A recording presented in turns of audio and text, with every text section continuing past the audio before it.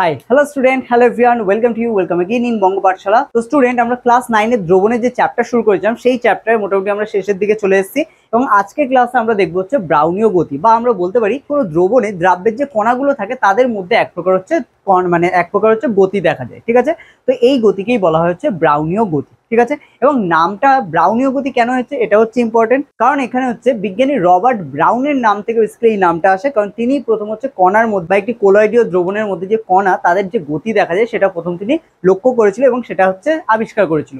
তো সেখান থেকেই চলে আসে এর নাম হচ্ছে ব্রাউনীয় গতি। ঠিক আছে, তো নাও স্টুডেন্ট, চলো লেট না করে শুরু করা যাক।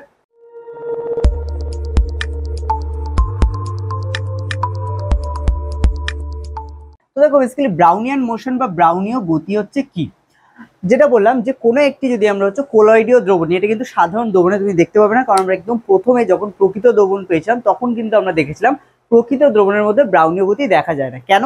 কারণ এখানে বেসিক্যালি একটা সমসত্ব দ্রবণ তৈরি হয় এবং সমসত্বর পাশাপাশি এখানে যে দ্রাবকের মধ্যে দ্রাব্যের কণা এটা এতই ছোট থাকে যে এখানে এর মধ্যে কিন্তু কোনো রকম গতি পর্যবেক্ষণ করা যায় না। ঠিক আছে, বাট থাকে কিন্তু পর্যবেক্ষণ করা যায় না। কিন্তু যদি আমরা একটি কোলয়েডীয় দ্রবণ নিয়ে নিই, ঠিক আছে, ধরো আমরা একটা কোলয়েডীয় দ্রবণ নিলাম, ওকে, এবং সেই কোলয়েডীয় দ্রবণের মধ্যে হচ্ছে কণাগুলোর আকৃতি যেহেতু কিছুটা বড় হয়, ঠিক আছে, সেটা আমরা হচ্ছে মনে আছে আশা করি তোমাদের 10⁻⁻7 থেকে হচ্ছে 10⁻⁵ এর মধ্যে থাকে। তো সেই কারণে এখানে হচ্ছে কণার যে গতি সেগুলো লক্ষ্য করা যায় এবং কণাগুলো তুলনামূলকভাবে আকারে বড় হওয়ার কারণে, ঠিক আছে, আকারে বড় হওয়ার কারণে বেসিক্যালি কি হয়, কণার যে গতি সেগুলোকে লক্ষ্য করা যায়। ঠিক আছে, আমি কয়েকটা জাস্ট আঁকলাম আর ড্র করছি না।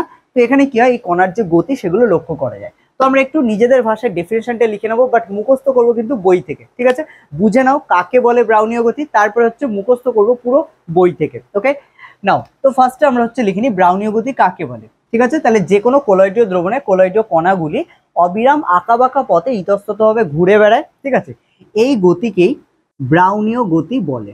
ওকে, এবার এখানে নোটেড বিলো করে একটা পয়েন্ট শুধু অ্যাড করে রাখো। তাহলে বিজ্ঞানী রবার্ট ব্রাউন 1827 খ্রিস্টাব্দে কোলয়েডীয় দ্রবণের মধ্যে প্রথমেই গতি হচ্ছে পর্যবেক্ষণ করেন এবং সেখান থেকে এটার নাম আসে হচ্ছে ব্রাউনীয় গতি। ঠিক আছে, তাহলে কণার এই যে গতি ইতস্তত এটাকেই বলা হয় কি, ব্রাউনীয় গতি। ওকে, তো এইটুখানি আমাদের হচ্ছে টপিক ছিল। এর সাথে সাথে আমাদের যেটা মনে রাখতে হবে সেটা হচ্ছে এখানে আমরা নর্মালি জানি জল হচ্ছে দ্রাবক হিসেবে কাজ করে, তাই তো।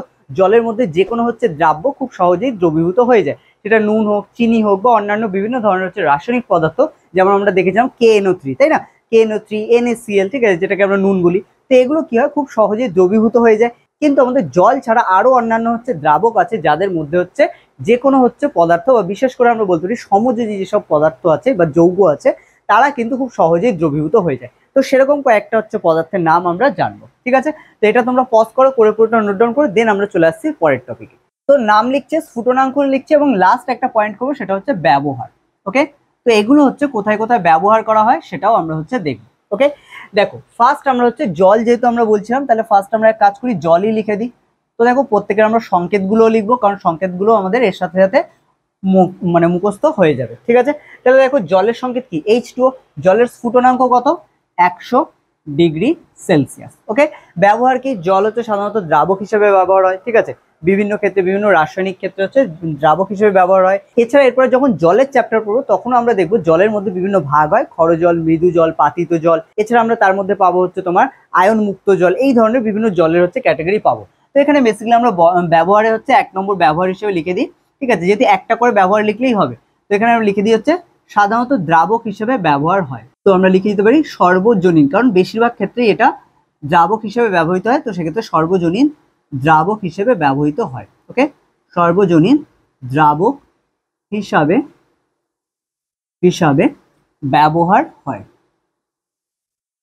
ব্যবহার হয়, সর্বজনীন বা সার্বজনীন দ্রাবক হিসেবে ব্যবহার হয়। 1 নম্বর পয়েন্ট। 2 নম্বর পয়েন্ট আমরা লিখতে পারি জলের পরে আসছে আমাদের হচ্ছে মিথাইল অ্যালকোহল। ওকে, বা আমাদের মিথানলও লিখতে পারো তোমরা, মিথাইল অ্যালকোহল, মিথাইল অ্যালকোহল। হ্যাঁ, সংকেত কি লিখবো, C2H5OH। ওকে, এইটা নিচে আমরা এর অল্টারনেট নামটাও লিখে দেবো বা দিয়ে মিথানল। ঠিক আছে, কারণ অনেক সময় তোমাদের মিথাইল অ্যালকোহল না দিয়ে মিথানল দেবে। ঠিক আছে, তো সেক্ষেত্রে মনে রাখতে হবে দুটো একই জিনিস, মিথাইল অ্যালকোহল আর মিথানল সেম জিনিস, তো এই জন্য মিথাইল অ্যালকোহল বা মিথানল যে কোনো একটা। ঠিক আছে, তো এখানে স্ফুটনাঙ্ক আমাদের খেয়াল রাখতে হবে, এটা হচ্ছে 78°C। এটা হচ্ছে আমাদের মিথাইল অ্যালকোহল বা মিথানলের হচ্ছে স্ফুটনাঙ্ক। ওকে, ব্যবহার কি? ব্যবহার সাধারণত হচ্ছে রং শিল্পে,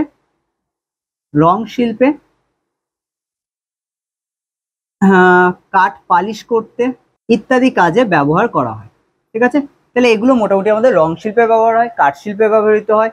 এছাড়া হচ্ছে আমাদের বিভিন্ন ধরনের হচ্ছে রজন, গালা, এইসবগুলো এর মধ্যে দ্রবীভূত হয়ে যায়, যেটা অ্যাকচুয়ালি আমরা একসাথে লিখে দিয়েছি কাঠ শিল্পে। ঠিক আছে, কারণ রজন, গালা এগুলো দিয়ে হচ্ছে কাঠকে অনেক সময় পালিশ করতে হয়, তো তার জন্য দ্রবীভূত বা আমরা বলতে পারি এখানে দ্রাবক হিসেবে কিন্তু আমাদের এই মিথাইল অ্যালকোহল হচ্ছে কাজ করে। ওকে, তো না এবার আমরা চলে আসি হচ্ছে 3 নম্বর পয়েন্ট। 3 নম্বর পয়েন্টে আমরা মিথানল বা মিথাইল অ্যালকোহল হয়ে গেছে, এবার আসছে আমাদের ইথানল।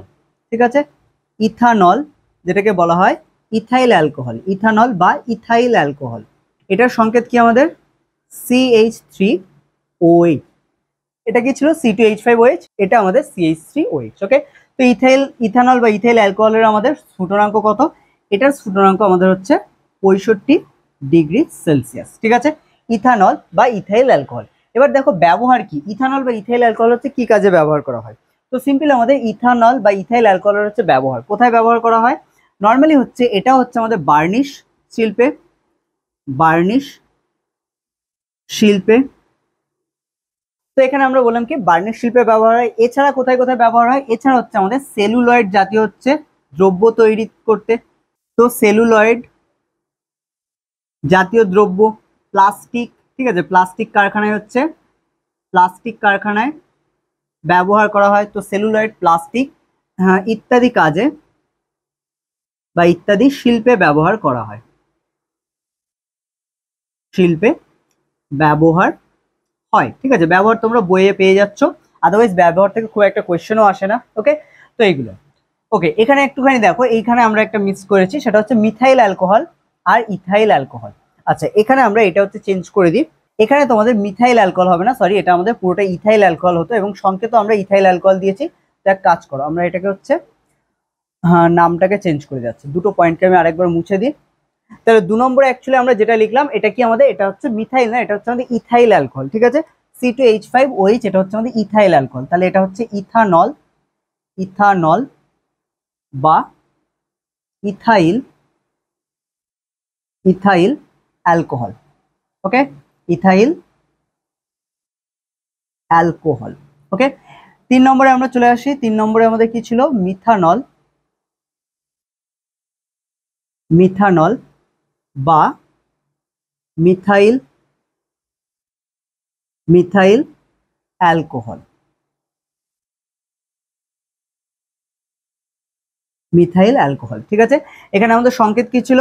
সংকেত হচ্ছে আমাদের CH3OH। ঠিক আছে, এটা হচ্ছে আমাদের মিথানল বা হচ্ছে মিথাইল অ্যালকোহলের হচ্ছে সংকেত। ওকে, তো বেসিক্যালি এরপর আমরা স্ফুটনাঙ্ক যদি দেখি, তো এটা হচ্ছে 65° এবং আমাদের ব্যবহার A to Z সবকিছু একই আছে। ঠিক আছে, নামটা জাস্ট একটু চেঞ্জ হয়ে গেছিল। এবার চলে আসি আমি তারপর হচ্ছে 4 নম্বর পয়েন্ট। তো এখানে 4 নম্বর পয়েন্ট হচ্ছে আমাদের কি? ক্লোরোফর্ম। ঠিক আছে, তো 4 নম্বর পয়েন্ট ক্লোরোফর্ম, ক্লোরোফর্ম। তো দেখো এই ক্লোরোফর্ম হচ্ছে, এর সংকেতটাও খেয়াল রাখবে, CHCl3। ওকে, এটা হচ্ছে আমাদের ক্লোরোফর্ম।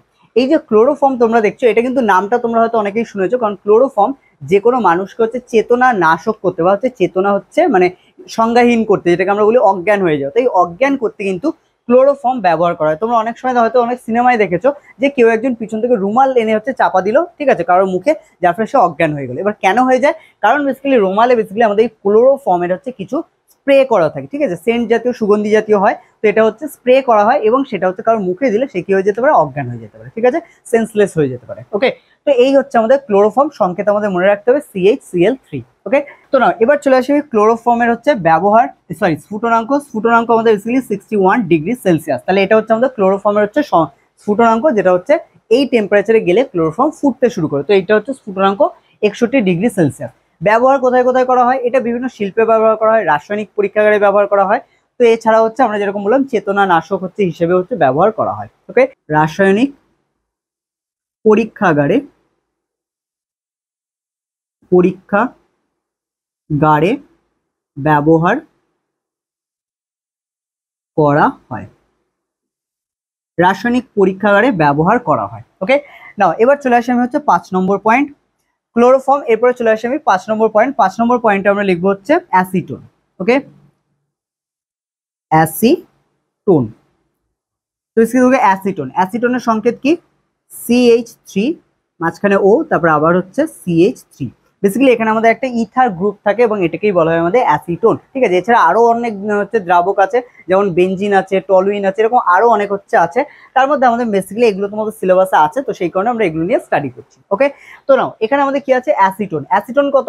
অ্যাসিটোনের স্ফুটনাঙ্ক আমাদের হচ্ছে 56 ডিগ্রি হচ্ছে সেলসিয়াস। ওকে, অ্যাসিটোনের স্ফুটনাঙ্ক হচ্ছে 56 ডিগ্রি সেলসিয়াস। কি কাজে লাগে?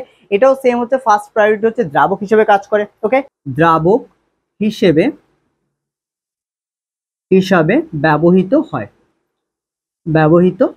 হয়, ঠিক আছে। কোথায়? রাসায়নিক শিল্পে বা রাসায়নিক পরীক্ষাগারে হচ্ছে এটা দ্রাবক হিসেবে ব্যবহৃত হয়। মোস্টলি সবগুলোই দ্রাবক হিসেবে ব্যবহৃত হয়, বাট এটা হচ্ছে সব থেকে বেশি ব্যবহৃত হয়, এটা আর হচ্ছে আমাদের ইথাইল অ্যালকোহল। ঠিক আছে, তো এই দুটো হচ্ছে সব থেকে বেশি ব্যবহৃত হয়, আর জল তো আছে তোমরা জানো। ঠিক আছে, তো এই হচ্ছে ব্যাপার। তাহলে এইগুলো হচ্ছে আমাদের প্রত্যেকটা হচ্ছে দ্রাবকের হচ্ছে নাম। ওকে, এবং তার সাথে তাদের স্ফুটনাঙ্ক এবং তাদের সংকেত, এগুলো আমাদের মনে রাখতে হবে। প্রত্যেকটা 1 বাই 1 তোমরা নোট করছো। এবং এরপরে আমরা যেটা চলে যাবো সেটা হচ্ছে আমাদের এই যে দ্রাবকগুলো দেখলাম, এই দ্রাবকগুলো জল ছাড়া মোটামুটি বাকি যে দ্রাবকগুলো আছে এগুলো প্রত্যেকটাই যেহেতু ভীষণভাবে হচ্ছে কেমিক্যালি হচ্ছে ফর্ম। ঠিক আছে, কারণ জল যেরকম হচ্ছে ইজিলি পাওয়া যায়, জল যেরকম আমাদের কোনো হার্ম করে না, ঠিক আছে, নর্মালি, তো সেরকম ভাবে কিন্তু এই যে আমরা বাকি যে দ্রাবকগুলো দেখছি এরা প্রত্যেকেই কিন্তু যখন বেশি মাত্রায় হয়ে যায় বা আমাদের শরীরে যদি বেশি মাত্রায় প্রবেশ করে তাহলে কিন্তু হার্মফুল বিভিন্ন ধরনের ইনসিডেন্ট ঘটাতে পারে। ঠিক আছে, যেমন এখানে আমাদের যে হচ্ছে কেমিক্যালগুলো দেওয়া আছে, যেসব দ্রাবকগুলোর নাম আমরা বলছিলাম, এগুলো যদি আমাদের অতিরিক্ত মাত্রায় শরীরে যায় তাহলে আমাদের ত্বকের হচ্ছে ক্ষতি করতে পারে, আমাদের হচ্ছে কিডনি, লিভার, ফুসফুস এগুলোতে ক্ষতি করতে পারে। অনেক সময় এগুলোর জন্য ক্যান্সার হচ্ছে রোগ হতে পারে। আবার এই সব পদার্থগুলো যেরকম আমরা লাস্ট এখানে বললাম হচ্ছে মানে 4 নম্বরে ক্লোরোফর্ম, এটাকে যদি হচ্ছে অনেকদিন হচ্ছে সূর্যের আলোতে রাখা হয় তাহলে এখানে ফসজিন নামক একটা গ্যাস উৎপন্ন হয়। ঠিক আছে, যেটা সংকেত হচ্ছে COCl2। ঠিক আছে, COCl2। তো এই যে CaCl2 যেটাকে বলা হয় হচ্ছে ফসজিন। ওকে, ফসজিন। তো এখানে এই যে ফসজিন যেটাকে দেখছো এটা হচ্ছে একটা বিষাক্ত গ্যাস, এটা যদি আমাদের শরীরে ঢোকে তাহলে হচ্ছে মানুষ মারাও যেতে পারে। ওকে, তো এইরকম ভাবে হচ্ছে দ্রাবকের যেমন হচ্ছে আমাদের বিভিন্ন কাজে ব্যবহার হয়, সেটা হেল্প করে, একইভাবে এর হচ্ছে অতিরিক্ত ব্যবহার বা অতিরিক্ত যদি আমাদের দেহে প্রবেশ করে সেটা কিন্তু আমাদের দেহের অনেক ক্ষতিও করতে পারে। ঠিক আছে, তো এগুলো আমাদের মনে রাখতে হবে। এবং ফসজিনের সংকেতটা একটু খেয়াল রেখো। এখানে বেসিক্যালি আমাদের ক্লোরিন 3টে ছিল, তার মধ্যে 2টো হয়ে গেছে, মানে একটা ক্লোরিন এবং তার সাথে একটা হাইড্রোজেন বেরিয়ে যাচ্ছে, গিয়ে সেখানে অক্সিজেন অ্যাড হচ্ছে। ওকে, তো এটা হচ্ছে আমাদের ফসজিনের সংকেত, এটাও সংকেতটা একটু খেয়াল রেখো। ওকে, তো স্টুডেন্ট এইগুলোই ছিল আজকের ক্লাসে আমাদের হচ্ছে ব্রাউনীয় গতি এবং তার সাথে সাথে হচ্ছে বিভিন্ন প্রকার হচ্ছে দ্রাবক। ঠিক আছে, তো এখানে দ্রাবক হচ্ছে জল ছাড়া, নর্মালি আমরা জল তো সবাই জানি, কিন্তু জল ছাড়া বাকি হচ্ছে একটা দুটো দ্রাবকের নাম আমাদের মনে রাখা দরকার, এবং তার সাথে সাথে তাদের ব্যবহার, স্ফুটনাঙ্ক, এগুলো হচ্ছে আমাদের ইম্পর্টেন্ট। ঠিক আছে, তো নাও স্টুডেন্ট আজকের ক্লাস আমরা এখানেই শেষ করবো। দেখা হচ্ছে তোমাদের সাথে আবার পরের ক্লাসে।